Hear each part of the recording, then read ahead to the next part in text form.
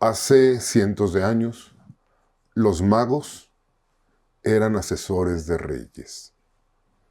Hoy hacen trucos de moneditas en los restaurantes. Se siente feo, ¿no?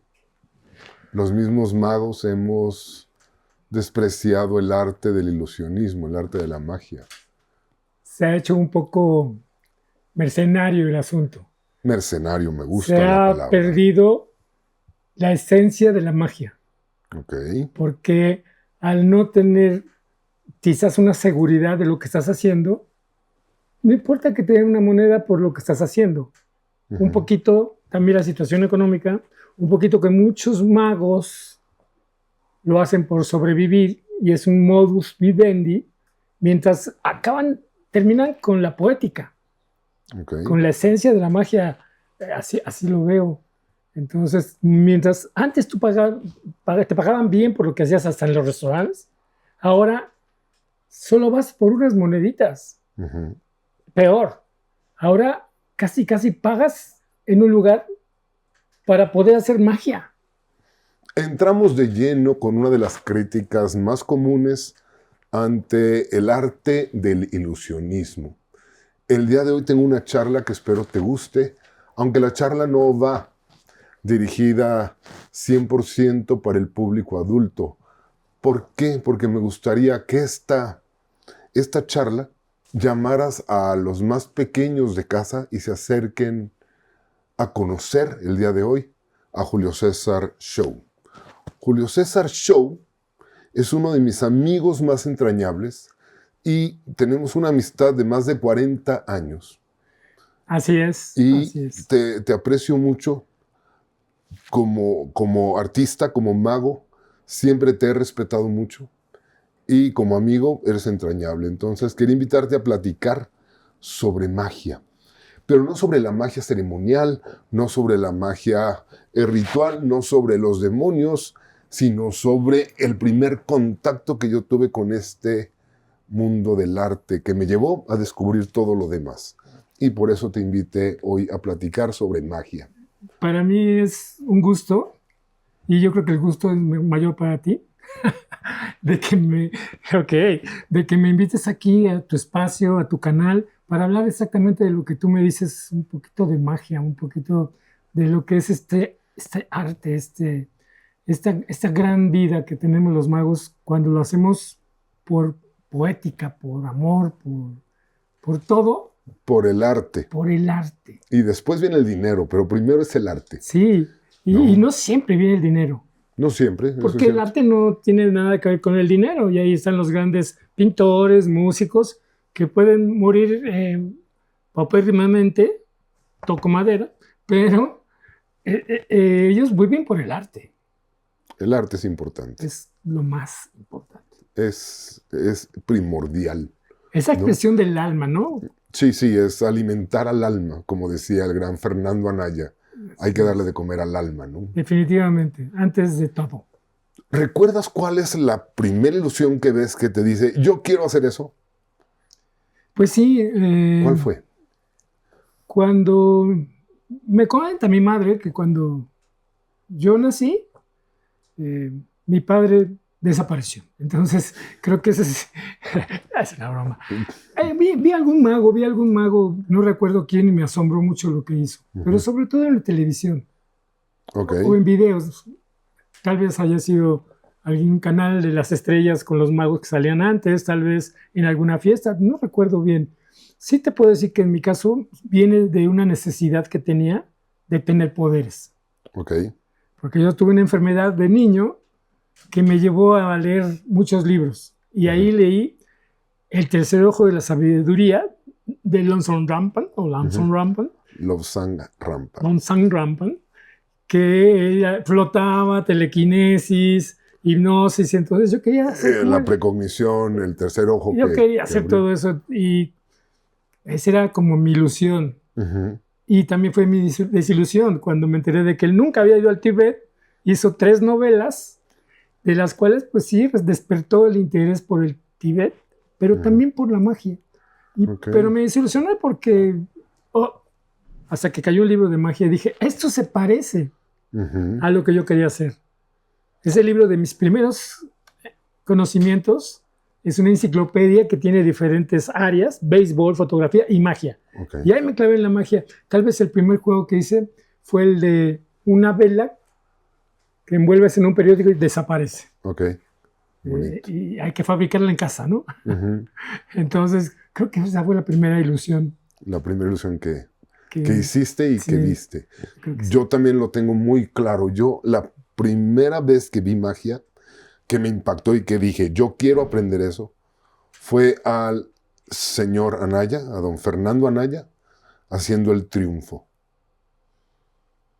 Grandes magos. Si la charla nos lleva para allá, te voy a mostrar mi versión del triunfo. Ah, muy bien. Porque me impactó y eso me llevó a acercarme a mi padre, a decirle, quiero aprender eso. Gran mago. Y mi padre, como tiernito y buena persona que era, me dijo, ahí está el libro. Y ahí está el libro, Estrellas de la Magia. Ahí está azulito. Por ahí debe estar, Estrellas de la Magia, Stars of Magic. Ese es el primer libro de magia que leo y ahí aprendo el triunfo. Y también ahí me clavé.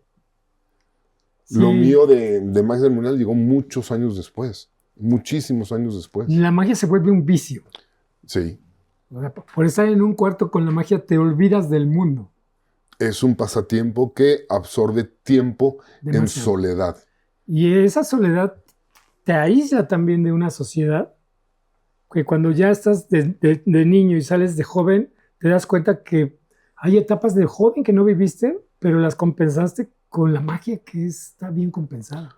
Con un trabajo de desarrollo. Y es muy símil. O sea, por eso quiero nada más platicar hoy de ilusionismo y de los clásicos. Vamos a hablar del conejo en el sombrero y vamos a hablar de las palomas y vamos a hablar un poquito de, si también quieres, de la historia de la magia en México, porque se ha perdido en los medios de dónde viene la magia en México. Y hay magos mexicanos muy, muy importantes. Que se han ido olvidando, a pesar de ser tan importantes, tan buenos, que tenían una filosofía de magia. Y acabas de hablar del señor Anaya. Y con todo respeto, tu padre, un gran mago, cómico, que gracias a él soy cómico. La comedia, ¿sí? Lo sé. Mago cómico, pero gente que sabe muchísimo de magia. Entonces... Sí. Como actualmente dirías un Merpin, que es un mago comediante, pero serio, como dar clases, es buenísimo, es un gran maestro, por ejemplo. Y bueno, regresando a México, claro, hay magos que dieron la pauta en los medios para que la magia se conociera. Curiosamente, los mismos que después lo bloquearon. Claro. Después ya nadie podía entrar a televisión porque nada más estaban 1, 2, 3 y nadie salía, nadie entraba. Y nadie miedo. Más dejaba. Porque además el medio artístico ha sido muy, digamos, con los magos muy especial. O los mismos magos han propiciado ese rechazo a los magos en programas de televisión. Se dice en Radio Pasillo que cuando un mago estaba en un programa, algunos otros querían llegar y ellos decían no, y hablaba mamá, y etcétera, etcétera. Y llegó un momento en que, supongo, los productores dijeron, magos no, son muy conflictivos, hay mucha envidia, se tiran mucha... Ciertamente, son muy conflictivos. Entonces, eso ha ido, a través del tiempo, delegando a los magos. Por un lado, y por ahora, las nuevas generaciones más. Cuando ya la magia la hacen o para hacer como malabarísimo con magia, o para sacar unas moneditas para ganar y se les olvida que el mago debe tener un lugar especial. La historia de la magia en el mundo así es. En Europa, los magos tienen ser mago es un privilegio, todavía. Aquí en México se fue degradando desgraciadamente.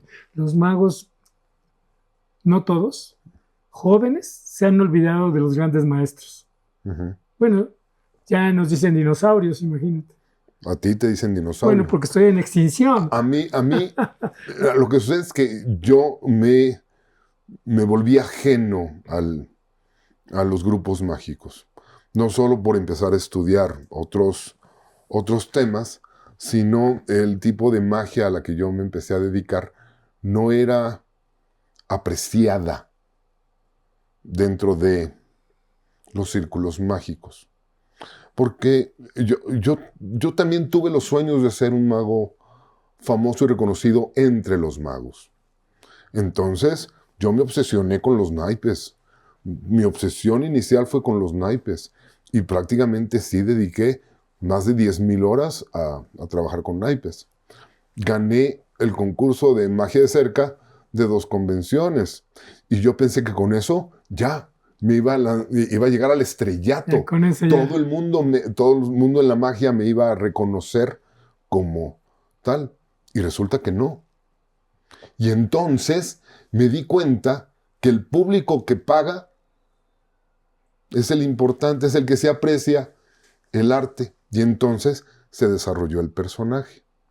Empiezo a trabajar ya como Orgen. Y para sustentar lo que hacía Orgen, me meto a estudiar magia ceremonial para tener mejores argumentos. Sí, para y reforzar ese descubro personaje otro mundo tan místico, tan profundo, en el que te convertiste. en el que me convertí. Es correcto. ¿No? Sí. Y eso me generó automáticamente que yo cambiara del círculo de influencia. No, y además eso te fue como modificando y dejaste a un lado las esponjitas, las cartas y te fuiste ya cosas más ceremoniales que empezaban a hacer cosas sobrenaturales. Claro. Que a fin de cuentas la magia tiene mucho que ver con eso. La magia nos lleva al primer motivo, que es el obtener poderes. El poder hacer que algo flote, porque la magia la puedes dividir en varios prodigios. Puedes transformar algo, puedes levitar algo, que algo flote, puedes hacer una penetración, que es decir, que atraviese un objeto uno al otro, puede ser la restauración, romper algo y arreglarlo, vencer la gravedad, es decir, flotar algo, flotar o suspender, cambiar lo físico de un objeto, puede ser color, puede ser estado de sólido a líquido, etc. Sí, tiene varias características donde la magia hace ese sentido de romper con las reglas físicas, básicamente. Romper con lo establecido, ajá, sí. Justamente, ¿no? Entonces, ya descubro yo que al final el camino de desarrollo es muy similar.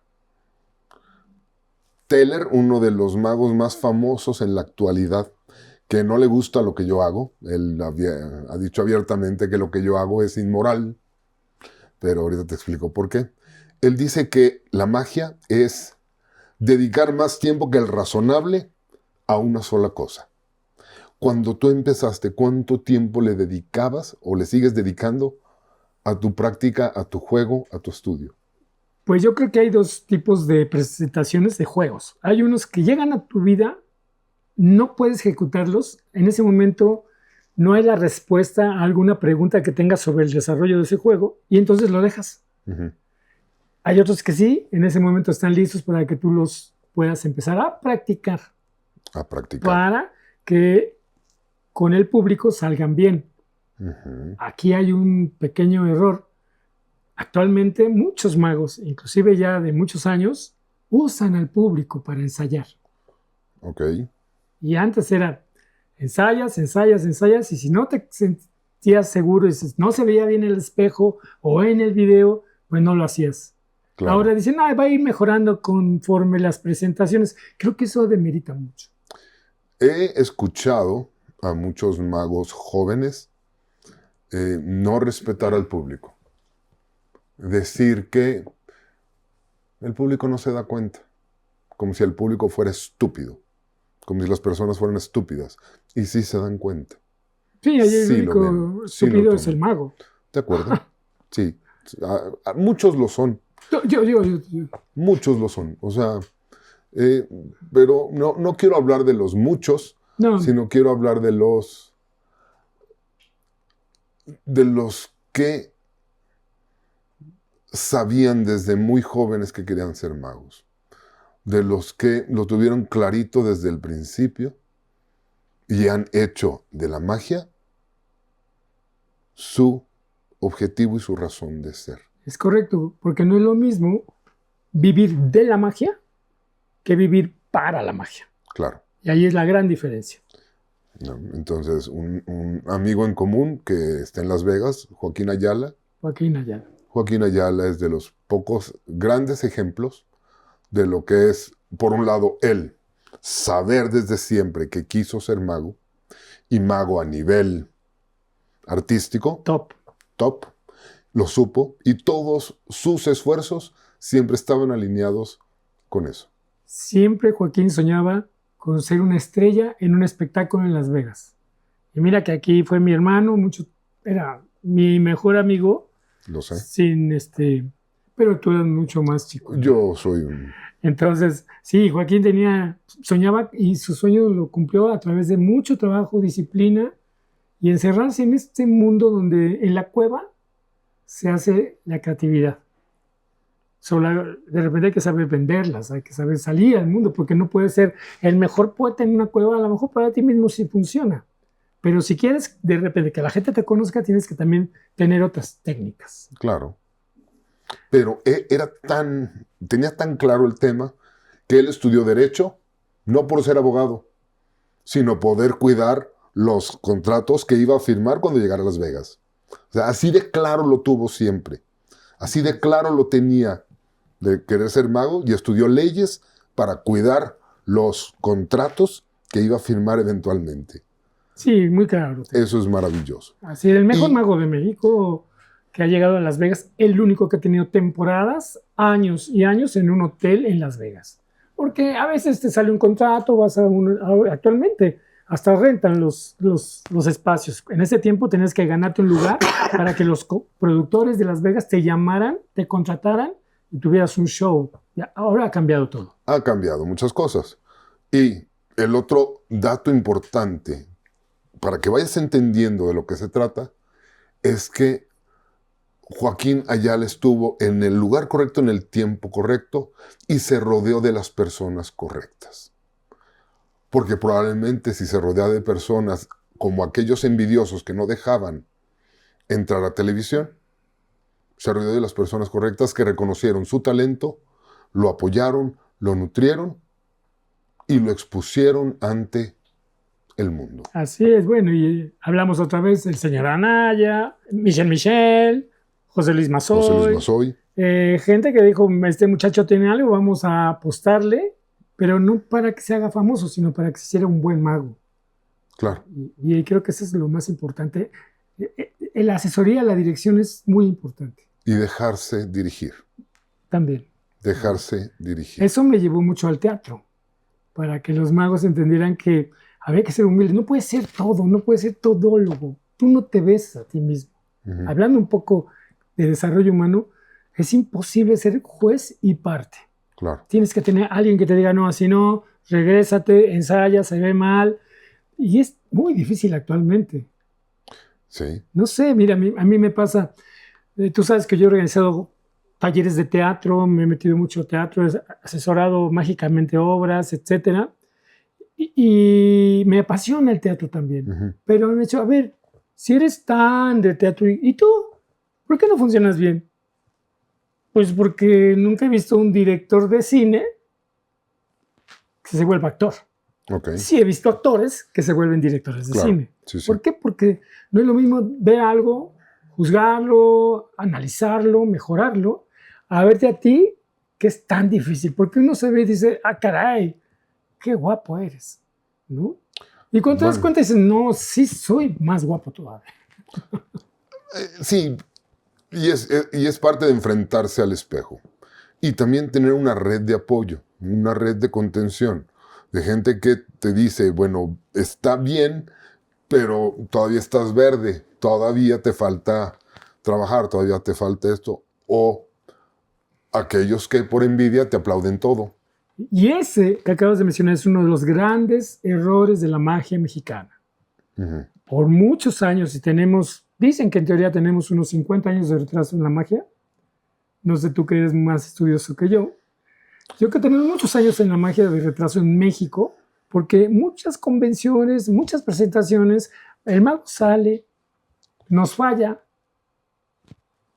y la gente aplaude. Y aplauden los errores. Y entonces dices, ¿por qué aplauden los errores? ¿O por qué me aplauden mis errores en lugar de decirme, ¡bu! Y vete a tu casa y me voy a mi casa llorando a ensayar? Claro. Bueno, me ha pasado, ¿no?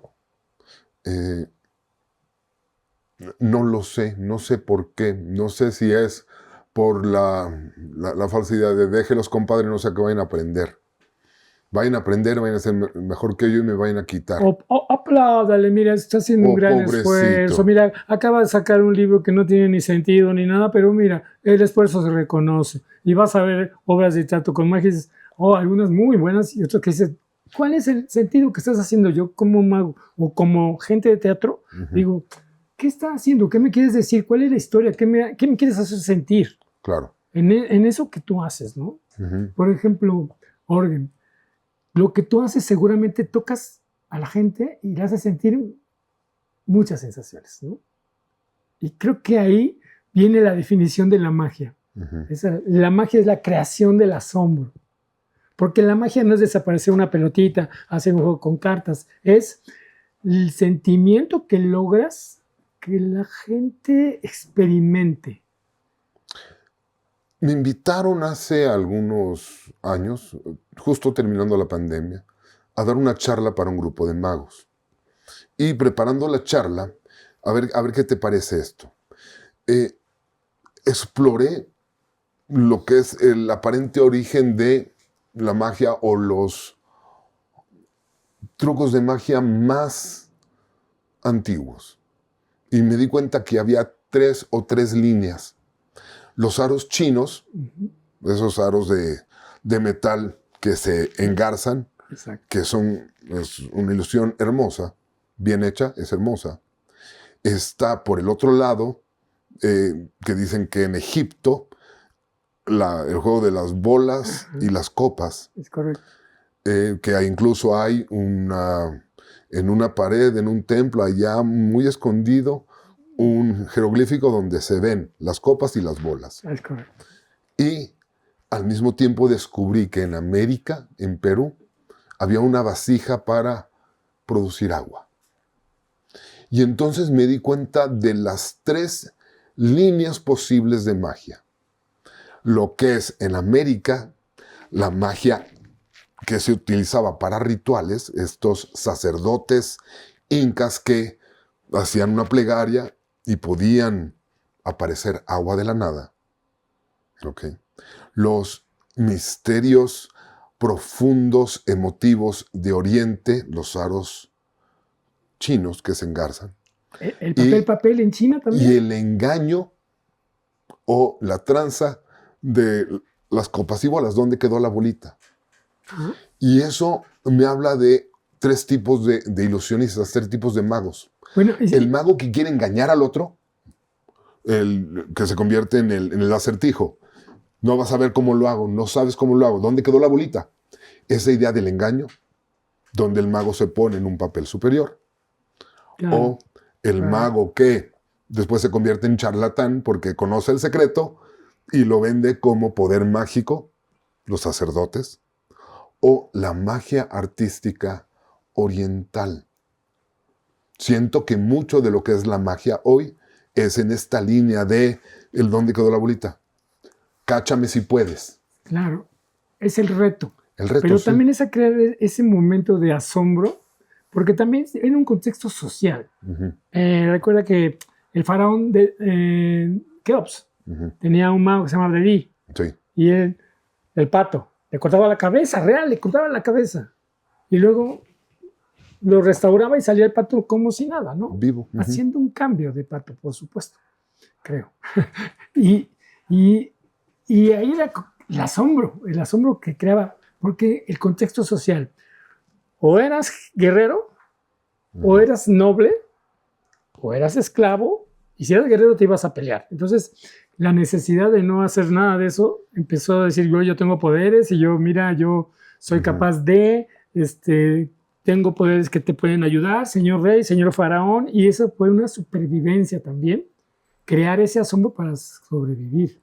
Los magos eran consejeros de reyes, porque además el estudio tanto de la psicología humana para lograr el engaño y el estudio de las tendencias, porque la ventaja del mago es que podía vivir en ambos mundos. Podía vivir junto a la realeza y conocía todo lo que se vivía en los niveles más pobres. Y así no trabajaba tanto. Y conocía todo eso. Había un trabajo que no era directo, pero había un trabajo que le permitía después decirle al rey o al faraón, va a haber un levantamiento de esclavos. Y podían leer el futuro y podían aconsejar al rey. ¿Cómo me imagino que se les ocurría hacer algo y llegaban con el rey, le hacían un efecto, lo sorprendían? Y además, la alquimia. Puedo hacer que esto se haga oro. Ok, y ahí está su laboratorio y podía estar muchos años mientras iba por la fórmula secreta, ¿no? La alquimia. Y el padre de la magia moderna, que empezó a jugar con electricidad y con magnetismo y lograba cosas que no se podían lograr antes. Arthur C. Clarke lo dice. Cualquier avance tecnológico es indistinguible de la magia. La primera vez que tuviste un teléfono celular en la mano, dices, esto es magia, esto es increíble. Y ahora, con el avance tecnológico, cada vez es más sorprendente, ¿no? Pero creo que aún así la magia siempre va delante ¿De acuerdo? de la tecnología que conoce la gente. Por ejemplo, lo que seca la pipí de los pañales, tú sabes que se utiliza algo que los magos ya usábamos hace muchos años para hacer efectos de magia. Ciertamente. Y así, los magos siempre van adelantados a lo que se le vende al público. Y hay un estudio de materiales, y hay un prueba y error, es método científico. Necesito un material que haga, o sea, ya revelaste lo del el polvo que hace sólida la pipí de los pañales. Está bien, ¿ok? Pero el mago que descubrió eso hizo pruebas con materiales de todo tipo, hasta que descubrió, esta es. Sí, nada más que no dije ni la marca ni nada, ni cómo se usa, ¿verdad? No, está bien, pero, no importa. Pero llámenme, yo les doy la fórmula. No. Lo que sea, es que a fin de cuentas no es eso la magia. Es lo que te iba a decir, no importa porque la magia no es conocer el secreto, es utilizar el secreto para generar algo, para estimular una sensación, una emoción. Es correcto. Adicional a la sensación de asombro. Sí. Porque el mago debe asombrar.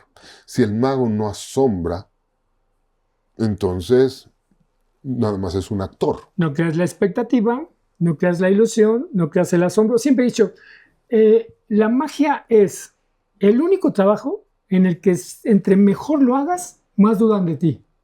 Sí. Más crees en qué pasa. Bueno, Copperfield llegó a crear ilusiones tan perfectas que la gente decía que estaba poseído, que se tenía pacto, que sí, todo lo que implicaba ser David Copperfield en un escenario en vivo. Yo escuchaba a la gente, decía, no, esto no puede ser posible. No puede ser. Y entonces no importa un escenario o un tapete o un lugar, si tú logras ese cometido, estás logrando con la esencia de lo que es el asombro al público. Claro. Y ahí, y bueno, y podemos hablar también de las ramas y demás, ¿no? Sí, hay tantas especialidades como magos serios puede haber. Al final es ilusionismo y es magia.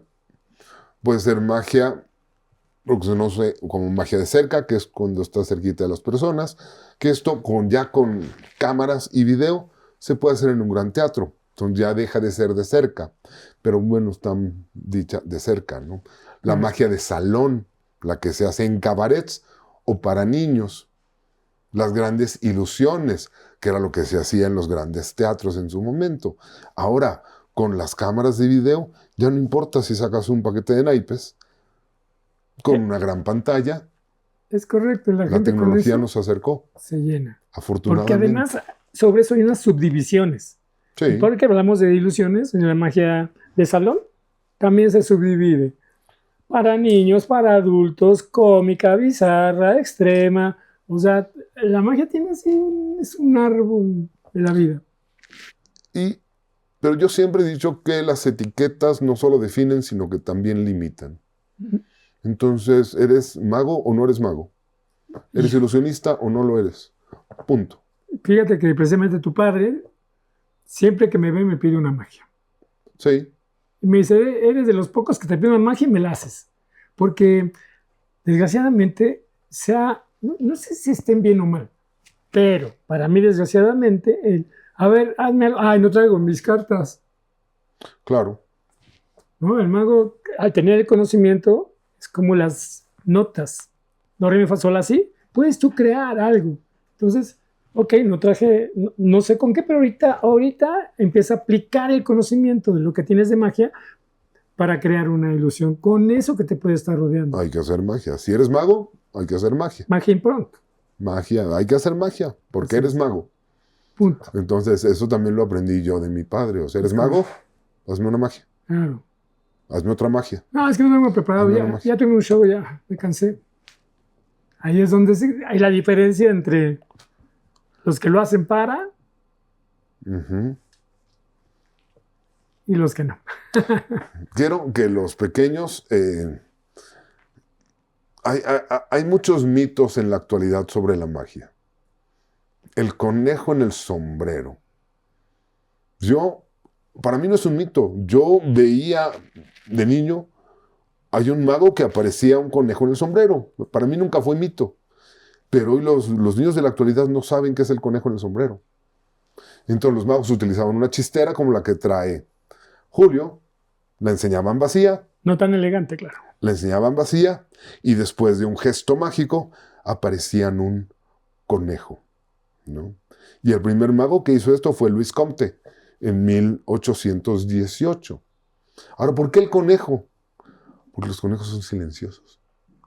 Son de los pocos animales que no hacen ruido, salvo que esté lastimado. O sea, si los lastimas, chillan terrible. Pero el conejo era muy silencioso. Y muy bellos, blancos, con unos ojos. Y tenían un contraste hermoso con la chistera negra. Y en ese tiempo el smoking y todo eso que usaban los magos, contrastaban más con un animalito tan esponjadito, blanco, ojos rojos. O sea, Y tan tierno, tan tierno. tan bonito. Y es un gran mito, pero existe. Es un juego de magia muy, muy común. Bueno, era muy común en mi infancia. Yo veía a los magos hacerlo. Eso y la magia con palomas. Todavía más con palomas. Más con palomas, que fue inventada por un mexicano. Cantú, ¿te acuerdas? Es correcto. ¿No? Y el impacto fue tal que pues hasta la actualidad, el 90% de los magos de salón hacen palomas, aparecen palomas. Tan importante fue que él se fue al extranjero, porque esa idea de aparecer palomas, con esa característica, con ese vestuario, con ese personaje, ¡pum!, lo proyectó. Claro. Entonces, todos estos son tips para ti, si quieres aprender algo, lo que sea. Aquí estamos hablando de magia el día de hoy. Mantener la individualidad y ser único. Procurar ser único.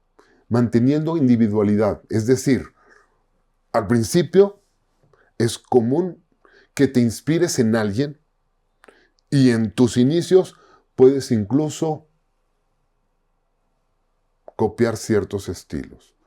Pero llega un momento en el cual te tienes que sacar eso de la cabeza para descubrir quién eres tú. Yo me obsesioné con los naipes, gracias a lo que vi con Fernando Anaya y con Tony Anaya. Tony Anaya. El Tony Anaya era también excelente con los naipes. Bueno, y ahí, híjoles, Fernando también fue muy bueno, es muy bueno. Fernando. Ugalde, muy bueno en las cartas. Luis Carlos Ugalde también, sí. Gente que en verdad que las cartas eran una caricia. Tocar las cartas acariciar. Las acariciaban, lograron la maestría. Era tan sutil que la magia tenía todavía un adorno más, la belleza. Elegancia. Y esa solo se consigue y es donde logras la individualidad. Es cuando llegas al arte, a la maestría. No se trata de aprenderse. Bueno, tienes que aprenderte 200,000 juegos de magia, pero tienes que ser el maestro de 6. Esa es mi opinión. Tienes que saber mucho, pero especializarte Donde se va a en reflejar 6, todo eso. todos Todo ese esos bagaje que años, aprendiste. Años. todo ese trabajo, todas esas horas, todo ese sudor y toda esa soledad. Es Porque al correcto. final es soledad. Mucha soledad. Es muy solo llegar a las 10.000 horas. Después sales al mundo. No, y aunque sea las 100, ¿eh? Mm, En mi caso, perdón. Creo que me faltan es como... muy solo, es muy solo. Sí, sí, Y es sí. algo en lo que han coincidido todos aquellos que han logrado cierto nivel de arte o de maestría. Es solo. Y algo bien importante, conócete a ti mismo Ujú. para que sepas hacia dónde vas a llevar tu magia y que te sientas en un lugar alegre y cómodo. Pero cuando regresa al inicio de esta charla, cuando dijiste que por culpa del místico Abadaba, tú eres mago comédico, mago de comedia. Sí, sí, sí, sí. Y además entró en contra de mi voluntad, ¿eh? Lo sé. Entonces, pero él me decía, ¿tú vas a ser cómico? Yo, no, mi querido, por favor, yo no quiero ser cómico. Sí, lo Pero vas a hacer. ¿cuándo lo asumiste, Julio? Cuando me ganaba la risa. Ok. Cuando salía al escenario y quería decir, buenas noches, lo que van a ver ustedes es un efecto. Dije, no, ni yo me la creo. Claro. Cuando empecé a hacer magia cómica, me di cuenta que de aquí soy. Me sentía más ad hoc con lo que era mi esencia como persona. Claro. Porque a mí siempre me gustaba el chistorrete y que me disfrazaba de esto y tenía personajes y en ese tiempo Chapulín Colorado y entonces de repente agarraba las moditas de no contaban con mi astucia, andaba todo el tiempo así. Entonces eso para mí era más cómodo hacerme chistosito y decir chistes. Ok. Y de repente nunca lo relacioné con la magia. Yo la magia era, wow, lo místico, lo elegante, yo quiero ser así. La seriedad, todo eso. Un choque tremendo ahí. Oh. Fíjate que a mí me pasó lo mismo por el lado contrario. Yo intenté ser cómico, intenté hacer comedia, estudié comedia, pero nunca se me dio. Nunca pude. Mi personalidad siempre, al ponerme nervioso, me cerraba y me ponía denso. Querías conseguir la risa, pero con calzador. Y nunca me salió. Ay, porque le pasa ahorita a muchos. Pero también lo tuve que asumir. Claro. Y entonces me rapé la cabeza y empecé a hacer cosas densas. Y también me encontré en casa. Dije, esto es lo mío. Claro. Dejé y cambié la práctica de los naipes por la escritura de los guiones, por la lectura de las teorías, por ejemplo, de fantasmas. Esas fueron mis primeras experiencias, fantasmas. El cambio lo de oscuro, objetos usando las lo mismas negro. técnicas. ¿No? Eso es genial. Hacer el cambio de los naipes por el tarot, hacer el cambio de... cambió el objeto, pero no el fondo, no el trasfondo. Pero también me encontré yo en este personaje dentro de mí, del alter ego de mi personalidad. Sí, Orgen, por eso les digo que a mí no me crean, porque Orgen es un personaje. Es un personaje que es alter ego de mi ser. Sí. Entonces tiene mucho de mí. Por eso es que Orgen es muy congruente, porque tiene mucho de mí mismo. El conócete a ti mismo más el conocimiento de lo que estás haciendo. Tú que te has especializado tan profundamente en este arte, ¿no? En tu rama, obviamente te hace un experto. De tal manera que la gente llega a dudar si es magia o otra cosa. Claro. Y ese es el objetivo. Al final es el objetivo. Al final eres un artista. Porque cuando a un director de cine presenta su película, no la menosprecia diciendo, lo que vieron es pantalla verde. O lo que vieron son efectos especiales. No, un director de cine nunca va a eliminar lo que acaba de presentar. O porque, cuando recibe su Oscar no dice... Gracias a las pantallas verdes. Claro. Porque son herramientas a fin de cuentas. Su creatividad, todo eso viene de todo el conocimiento que tiene como director. Y eso es lo que no le gusta a Penn and Teller, que dicen que lo que yo hago es inmoral.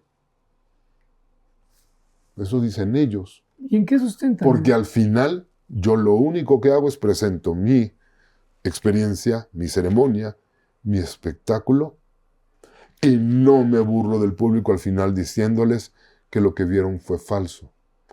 Porque fue tan real como que sintieron algunos tanto miedo que se salen del teatro. Claro, claro. No me ha fallado. En cada presentación tengo público que no aguanta la presentación y se salen del teatro. Precisamente yo creo que esa es la parte importante del teatro. Uh-huh. Sabes que este es mi arte. Uh-huh. Si te gusta, si te incomoda, si te quieres salir, pero esto es lo que yo siento desde el alma. Claro. Y a veces nos volvemos un poquito publicotrópicos, uh-huh, un poquito mercenarios, es decir, no, tengo que hacer que la gente, wow, se asombre, o que la gente, wow, se asuste, o que la gente se la pase bien. No sé, depende qué quieras presentar. ¿Sí? ¿Te acuerdas en los grandes teatros? Killer, fantasmas volando y la gente se asustaba. Se asustaba. O sea, porque nada, imagínate que al final un mago de espectáculo dijera, oigan, lo de la chica que partí no es cierto, y a dar explicaciones. Claro. Es donde ahí no tiene la coherencia de Penn and Teller, ¿no? Porque ni modo que tú digas al final, no, es que miren, todo fue así, o sea, no tiene sentido. Todo fue falso. No es válido. Sentido. A ver, ese es mi espectáculo. No, claro. No sé si sea falso o no, es mi espectáculo. Es un espectáculo, es una experiencia artística, es mi experiencia. Y te voy a hacer sentir emociones. Es mi expresión que te toca el corazón. ¡Ay, qué bonita frase! En tu canal de redes, en tu canal de YouTube y de TikTok, me gusta que esté enfocado al público infantil. Yo siempre he dicho, sé que tú no estás de acuerdo conmigo y no me importa, los adultos ya están echados a perder. Es decir, todavía podrían salvarse, pero ya están formados. Los pequeños son la esperanza del futuro, son la esperanza tanto del país y del mundo. Cuando yo veo una persona socialmente hablando que le hace daño a la sociedad, no voy a hablar de específicamente qué hace, siempre pienso, ese X, llámese narcotraficante, asesino, no sé, golpeador de mujeres, alcohol, ese adulto fue un niño. Fue un niño. Ahorita hay niños. Ahorita hay niños. Que están formándose para hacer eso o otra cosa en la sociedad. Y ahí es lo importante. Entonces, tu magia, aparte de que yo sé que haces magia para adultos, magia corporativa, haces magia de todo tipo, pero haces magia infantil. Yo nunca pude hacer magia infantil, ¿sabes? ¿Por qué? Pues porque yo espantaba a los niños. Terminaban espantados, entonces pues tuve que asumir y decir, no, pues lo mío no es para pequeños. Por más que yo quise, por más que lo intenté, nunca pude. Entonces a mí me da mucha envidia verte a ti que trabajas para niños. Y son el público más difícil, porque creo, eso dicen, y también lo viví, porque el niño es honesto. O sea, si al niño vio que te guardaste la pelotita en otro lado, el niño lo dice. Sí, no se le queda callado como un adulto que por respeto no te dice, ay mago. Ay mago. Vi algo. No dices, bien, gracias. Claro. El niño es honesto. ¿Y entonces por qué magia para niños? Porque yo creo que el niño, precisamente, mientras haya un niño en el mundo hay ilusión. Uh-huh. Hay una esperanza de que este mundo pueda cambiar. Porque el niño, aún con la modernidad, aún con las redes sociales, aún con la tecnología, el niño no pierde su esencia de niño. Okay. Traen otra mentalidad, otra revolución, pero el niño sigue siendo un soñador. Uh-huh. Donde es como el rescate del niño interior. Uh-huh. Y hablando de eso, así van los adultos. Cuando logras captar al adulto con temas de show para adultos, no vulgares, no soeces, no groserías, sino temas para adultos, uh-huh, el adulto se vuelve niño. Okay. Y funciona como niño un momento, si tú quieres. Uh-huh. Y lo recuerda porque tocaste a su niño. Okay. Por eso también yo creo que sí están perdidos, pero pero rescatables. En ese momento, por lo menos. Ok, tal vez en ese momento. Y ojalá y se pudiera impactar un poquito más para que pudieran mantener esa sensación. Y si no lo pueden mantener, que se vayan con mi amigo Cesarín, el de la terapia en la nariz roja, que les dé terapia y que los ayude. Pero fíjate, es curioso porque el trabajo de magia al final busca lo mismo. O sea, la frase es, solo los que sean como niños tienen la entrada al reino de los cielos. Sed como niños. Ser como niños es volver a esa etapa. Ahora, tiene una explicación que no voy a entrar hoy porque es tema de otro tipo de charla. Pero también es buscar no es el regreso, no es infantilizar al adulto. No. Es que el adulto entre en contacto con esas sensaciones y emociones que se le ha olvidado. Exacto, porque a veces el trabajo, la edad, la sociedad se te olvida. Uh-huh. Y lo tomas tan en serio, te olvidas de que la vida es corta, de que no puedes dejar de soñar nunca, porque uno no se hace viejo por la edad, se hace viejo cuando dejas de soñar. Cuando dejas de creer como un niño, Uh-huh. te ilusionas, sueñas, planeas, no tienes miedo, eres honesto. O sea, de ahí viene mucho el ser como niños, creer. El niño cree. Uh-huh. Inclusive un niño, así le dicen los grandes maestros de teatro, los niños no dicen, me he visto de Batman y actúo como Batman. El niño dice, soy Batman. Yo soy Batman, sí, claro. Y de ahí viene todo ese contexto de soñar, de Uh-huh. creer, de flotar. Por eso el niño, si tú logras tocar el corazón de los niños, es un buen reto. Es un reto pero bello. bello. Porque los niños además tienen el alma blanca. Ok, juego contigo. Fíjate que sí han llevado niños al tipo de experiencias que hago yo, porque no niego el acceso, aunque son temas adultos, no son temas que no pueda conocer un niño. Pero yo siempre les especifico, tú conoces bien a tu hijo, tú sabes si va a aguantar el tema o no. Y me han tocado experiencias de niños que dicen saliendo, se me acercan y me preguntan, ¿cuándo se me va a olvidar? O sea, ese es el tipo de impactos que yo genero Claro. en los niños. ¿Cuándo se me va a olvidar? Nunca me he sentido culpable. ¿Por qué? Porque ese niño no se le va a olvidar. Y va a tener la posibilidad de, a lo mejor, de querer hacer lo que vio ese día. De buscar. Pero sobre todo por la huella que estás dejando, que te queda claro que tú no estás utilizando ese conocimiento ni para ser mercenario, ni para adivinar el futuro, ni para todas esas cuestiones que hay mucha gente que hace y sabe lo que tú, lo usa para engañar a la gente. Sí. Hablando económicamente, ¿no? Claro. Entonces, al niño, pues, sí, nunca se te va a olvidar, pero cuando lo tengas en raciocinio te vas a dar cuenta que fui un gran actor. Sí. Un gran expositor de esto que me gusta hacer. Fue una gran experiencia. Sí. Y qué bueno que marqué la vida de ese niño, como intento marcar la vida de todos aquellos que se sientan en un teatro a jugar una fantasía conmigo. Son correcto. Fantasías oscuras, son fantasías de miedo, pero estamos jugando a una fantasía de miedo que siempre, o casi siempre, se siente real al final. Y por eso me gusta la magia, porque la magia te hace sentir que al final es real y es posible. Y esa es la ilusión, es donde tocas la imaginación y el alma, y es el asombro. Juego de magia con los niños. Y por eso dejé los naipes. Yo siempre, mira, me obsesioné tanto con los naipes. Hay una mezcla que se conoce, que es la mezcla perfecta, o se conoce como mezcla faro, que es cuando mezclas y mezclas logrando que las cartas queden una a una a una. Yo me obsesioné tanto con esto, o sea, esto es una plática, no es un efecto de magia, porque esto nunca lo he presumido, ¿sabes?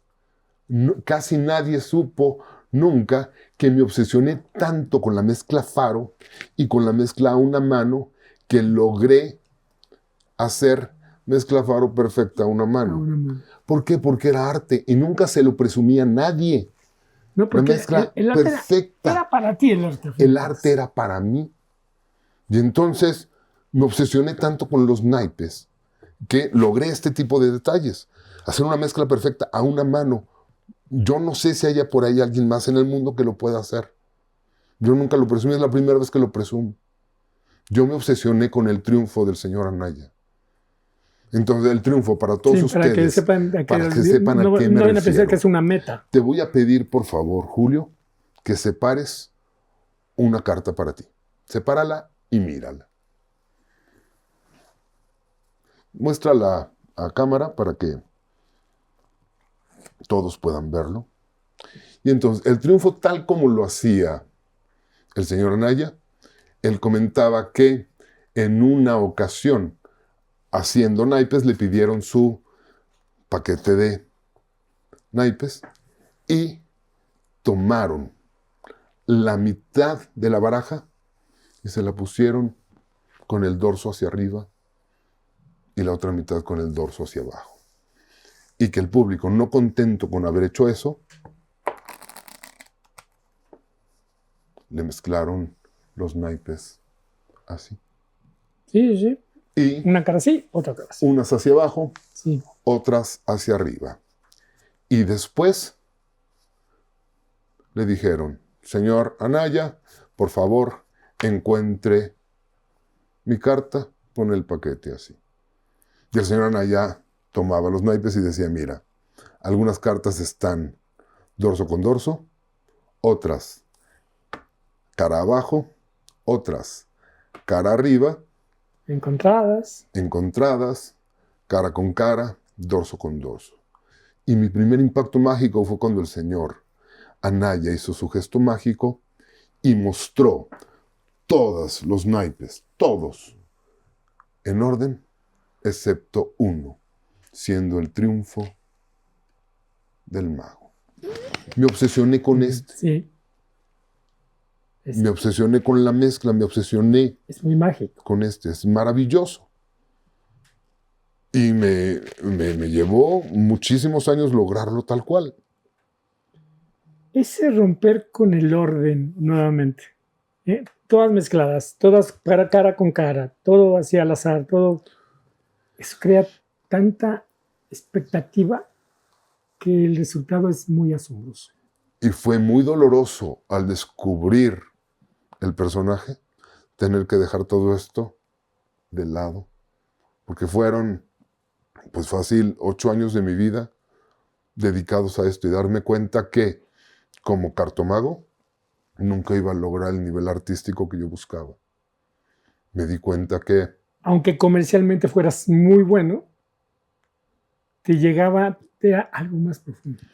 Pero es que al final me di cuenta que sin importar qué tan buena fuera mi técnica, si salía otro mago con una técnica medianamente buena, para el público había visto exactamente lo mismo. Puedes tener una súper técnica y aparecer los 4 ases. El público dice, es el jueguito de los ases. Es el de las cartitas. Entonces, darme cuenta de que de 12 años de mi vida, no voy a decir que fuera un desperdicio, pero sí dejarlo para enfocarme en otra cosa, también es un aprendizaje al futuro, chicos. Hay momentos en los cuales hay que soltar para caminar, Es correcto. para adaptarse y encontrarte realmente. ¿Por qué? Porque todo esto también está muy contaminado con las técnicas que se trabajaban en ese grupo de magia. O sea, técnicamente, lo que hacía Tony Anaya, lo que hacía Luis Carlos Lúcar, el mago Lúcar, y lo que hacía yo, pues eran como que del nivel técnico, pero era muy similar. Sí. Era muy parecido. Sí. Entonces, sí, de mis mejores decisiones fue haber dejado los naipes de lado y desarrollar el arte. Pero ahí es donde viene el desarrollo del niño, artísticamente hablando. Okay. El niño que empieza a caminar se tiene que soltar de la mano de su madre. Sí. Para poder empezar a caminar su propio camino, sus pasos hacia donde debe de ir. Hay gente que nunca lo logra. Hay gente que nunca lo logra o nunca se atreve. Perdóname, o nunca se atreve. Nunca se No atreve es a hacerlo. fácil. El vértigo, el saber si estás haciendo lo correcto, el regresar, el decir, bueno, me vuelvo comercial, pierdo un poco la esencia, la poética de la magia y me voy a hacer más comercial, hablando actualmente, por ejemplo, de lo que está rifando ahorita, ¿no? Como Ujú. magos, todos son mentalistas, o ya todos son cómicos, ya todos son chistosos. Ujú. Entonces, entra uno en un conflicto de decir, y hablo de mí, por supuesto, tengo que ser más vulgar, tengo que ser más soez, tengo que ser más burdo para que la gente se ría más, porque también es lo que está de moda. No, no tienes que hacerlo. Claro que no, claro que no, pero siempre hay un momento de la duda, Ujú. donde te da el vértigo, y dices, ¿estoy haciendo o no lo correcto? Porque al final eso es mantener la individualidad y es lo que te mantiene original. Dentro de todo es lo que te mantiene original. Fíjate, en la charla reciente que tuve con Mr. Doctor, él preguntaba lo mismo. ¿Debo seguirme peleando con la gente? ¿Debo seguir defendiendo lo que creo? Definitivamente sí. Definitivamente sí. Ahora, como los trucos con cartitas son muy áridos, regálame una magia, Julio, para todo el mundo aquí ¿Cómo no, mira? que nos está viendo. Regálame una Te la magia. regalo, Charlo, llévatela, Muchas espero que te gracias. guste. Es mía. Sí, claro. Te podría contar una historia. Cuéntame una historia. Esta es una historia, pero necesito, yo sé que eres una persona muy profunda y en estas cosas, ese niño necesito que venga un poquito. Bien. Porque te voy a contar una historia. Esta es una historia que sucede en un bosque. Ok. Este es un animalito que anda en el bosque y brinca así. ¿Cómo se llama? ¿Conejo? No, ¿usted cómo se llama? Orgue. Orgue. No, sí, era un conejito que brincaba así. Fíjate en mis manos y en la punta de mis dedos, porque el conejito de la historia, más o menos, mira, brincaba así. Pero el conejito nunca brincaba solo. Él siempre brincaba junto a una amiguita que era una, sin calificativos, ¿era una? ¿Coneja? Sí, era una conejita. Ok. Se empezaron a llevar y se hicieron novios, pero como todos los novios, un día se pelearon. Se pelearon tanto que el conejito se fue al bosque y se metió en una cueva. La conejita, por favor, se quedó en su casa. Ujú. El conejo se metió en una cueva y se perdió. Los animales del bosque empezaron a buscarlo, no sabían dónde estaba, lo buscaban por todas partes. Y ella todos los días lloraba por su conejito porque lo amaba. Se dio cuenta tarde, la conejita que amaba a su conejito. Ujú. Ay, ¿dónde he escuchado eso? Bueno, entonces, un día estando ella en su casa, que tocan a la puerta, ¿quién crees que era? ¿El conejito? No, el de la renta. El de la renta. 3 meses más tarde, tocaron a la puerta. Y sí era el conejito, que amaba tanto a su conejita que regresó con ella. ¿Puedes abrir tu mano, por favor? Ok, muy bien. Pero al reconciliarse, conejo y coneja Ajá. se reconciliaron, se casaron y fueron muy felices. ¿Tú sabes por qué fueron muy felices, Carlos? Porque estaban juntos, ¿no? ¿Y? No digas. Fueron muy felices. Abre tu mano. Es porque tuvieron hijitos. Tuvieron hijitos. Pero a esa historia, a mí se me ocurrió ponerle un final diferente. Ujú. Ya que papá conejo y mamá coneja, cierra tu mano, se volvieron a enojar. ¿Tú sabes por qué papá conejo y mamá coneja se volvieron a enojar? Ni idea. Así tu mano, abre tu mano.